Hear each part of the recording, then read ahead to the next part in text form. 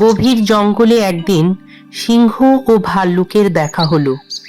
সিংহ গর্জে উঠল এবং বলল, আমি এই জঙ্গলের রাজা, সবাই আমাকে ভয় পায়।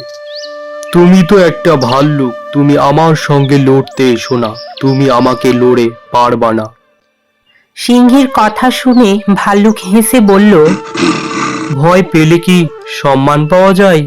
শক্তির সঙ্গে বুদ্ধিরও দরকার হয় সিংহ মশাই। শুনে সিংহ মশাই বলল, আমার শক্তি সব, আমি চাইলে সব দখল করতে পারি। শক্তি থাকলে সব ঠিক হয় না সিংহ মশাই, একা থাকলে বিপদ বাড়ে। এইভাবে কথা বলতে বলতে সেখানে কয়েকজন শিকারীর প্রবেশ করলো। এইভাবে শিকারীদের হঠাৎ করে দেখে তারা মাটিতে কাবু হয়ে শুয়ে পড়ল। আমি একা সামলাতে পারছি না। চলো আমরা একসাথে লড়ি সিংহ মশাই, চলো চলো।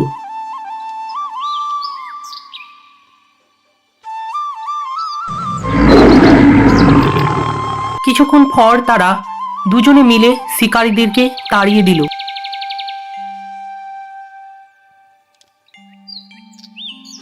আজ বুঝলাম শুধু শক্তি নয়, শক্তির সঙ্গে বন্ধুত্বেরও খুব দরকার।